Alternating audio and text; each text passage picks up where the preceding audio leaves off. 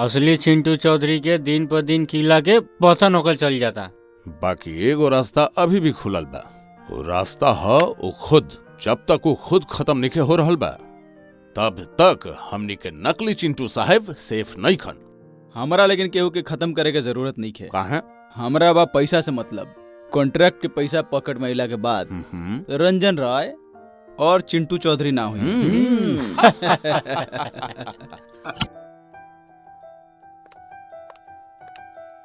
रंजन, हाय रंजन। हाय। अरे सुनंदा तू? के हौ तू? कहाँ से आयल बड़ू? काहे आयल बड़ू? एजा कैसे आ गइलू? अरे केकरा का बोला तारा लो? ओकर हम सब खबर रखत हई परीक्षित बाबू। ओकर सब मूवमेंट के हम मॉनिटरी करत हई। आप बिल्कुल भी परेशान मत होइए। परेशान ना होई कैसे बोलत तनी? भैया चल गए लेन, भौजी भी। अब भतीजा की जिम्मेदारी हमार ऊपर बा। एकरा अलावा फैक्ट्री ओकर जिम्मेदारी भी हमार ऊपर बा। भौजी की मौत एक्सीडेंट में हो गई। भतीजी भी अब पागल खाना में बिया।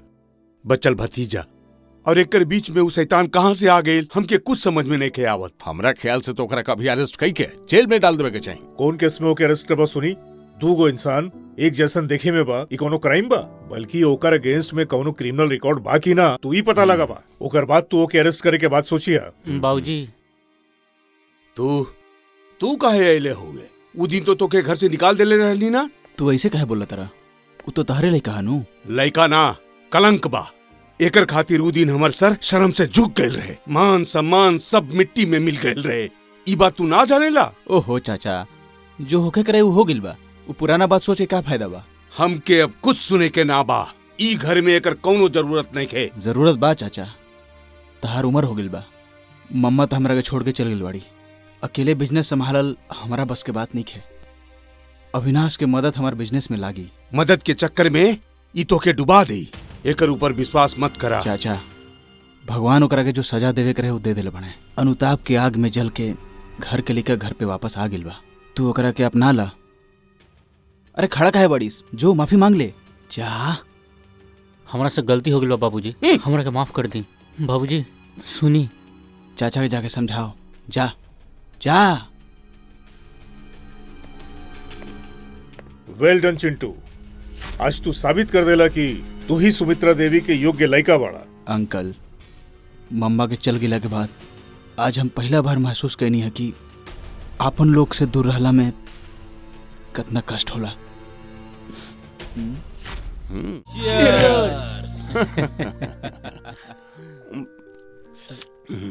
असली चिंटू चौधरी के दिन पर दिन किला के पतन होकर चल जाता।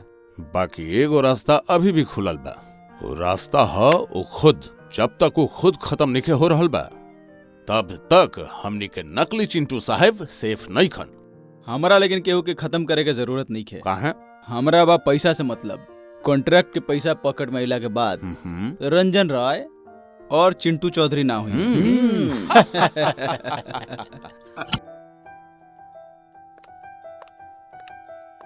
रंजन, हाय रंजन। हाय। अरे सुनंदा तू? के हौ तू? कहाँ से आयल बड़ू? काहे आयल बड़ू? एजा कैसे आ गइलू? अरे केकरा का बोला तारा लो? ई भैली हमार partner Sunanda. How are you darling? I am fine. I missed you so much. इतना दिन से खबर ना मिलल, यही से आ गई नी। एकरा मतलब तू एजा आवे से पहले ओकरा के खबर दे के आइल रहू? तारा के बताइल गइल रहुए कि तारे जावे के खबर केहू के ना पता चले। तू लोग इतना परेशान काहे होता रहो? यही हमार स्वीट हार्ट। वो मर भी जाई लेकिन ऐसा कोई भी काम ना करी जेकरा से हमार नुकसान होखो। नाउ कूल डाउन, रिलैक्स। सुनंदा, ई हवन इंस्पेक्टर विक्रम विश्वास। हेलो। हेलो। और ई हवन अविनाश चौधरी। नमस्ते। ओके सुनंदा, तू इतना दूर जर्नी करके आयल बड़ू, थोड़ा आराम कर ला। ओके। कालू बाबू बोली। बाबू मैडम के हमारा रूम में ले जा। ठीक बा। Okay friends, let's talk about our business. तू का बोलल चाहता रहा? ओकरा बैंक अकाउंट से तो सारा पैसा उठावे के व्यवस्था हो गइल बा। कंपनी के सब कागज पत्तर, इंपॉर्टेंट डॉक्यूमेंट्स सब हमारे हाथ में आ गइल बावे। अरे तो कुछो नहीं खे।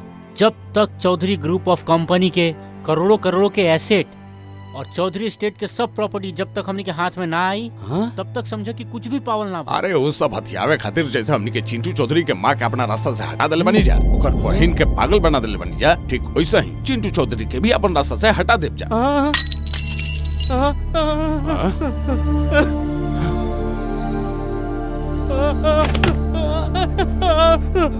चक्रधर बुझाता हूँ हमनी के सब बात सुन ले बा। जे हमनी के सारा बात सुन ले बा ओकर मुंह हमेशा के लिए बंद करे के जरूरत बा।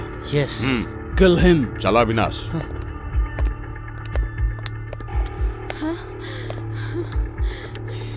रंजन रंजन ये सब का सुनतानी? तू हिया ये सब करत हुआ? सुनंदा सुना रंजन, तू यहाँ से लौट चला। नाच गाना करके तो हमनी के दिन अच्छा बीतत रहे। आजाद पंछी नियन हम लोग भी तो आकाश में उड़त रहनी, तो फिर का जरूरत बा ये सब घटिया काम करे के? Ranjan don't be silly Sunanda, तारा सुख खातिर और हमनी के दू जन के भविष्य खातिर ये सब काम करतानी। ई हो जाई तो हमनी के दोनों जन बहुत दूर चल जाएम सन, वहाँ पे हमनी के सुख के संसार बनाएम सन। ना रंजन, हम लोग ऐसे खुश ना रह सकम। बाधा मत द, तू बस देखते जा हम का करतानी। चला। कहाँ? तहार यहाँ रहल हमनी के दू जन खातिर सही नहीं खे। ऊपर से चिंटू के चाचा परीक्षित चौधरी के समझावल बहुत टफ बा। यही से सबसे अच्छा बा कि तू कोई बढ़िया होटल में रहा, हम तारा से हर समय टच में रहें। चला, कम ऑन।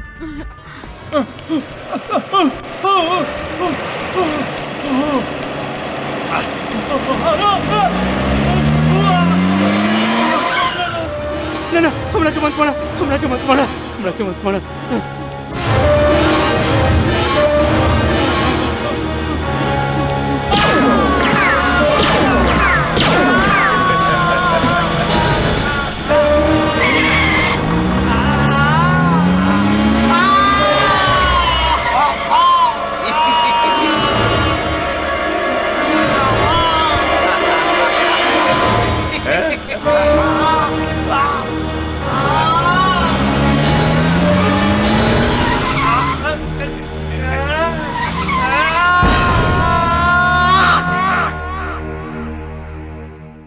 व्हाट?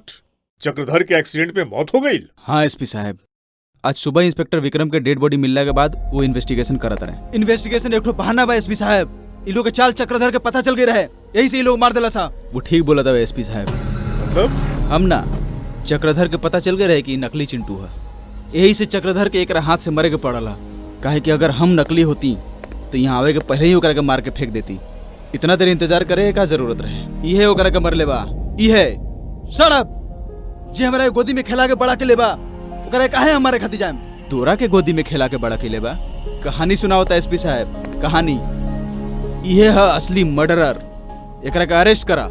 एक्सीडेंट में ओकर मौत भइल बा कि कोई ओके मरले बा, ये इन्वेस्टिगेशन के बाद ही पता चली। Now you get out from here. SP साहब, तोहार नसीब अच्छा बा कि हम तो के यहाँ से जाय देत हई, मगर ई मत सोचिया कि हम तो के ऐसे ही जाय देत हई। अभी तू यहाँ से जाइबा कि हम एक्शन ली। आप ही गद्दार के बात पे विश्वास करके हमरा पे संदेह करता नहीं, लेकिन अंत में देखिए पाई पाई के हिसाब मिल जाई। गेट आउट, ऐसे गेट आउट। ठीक बावे।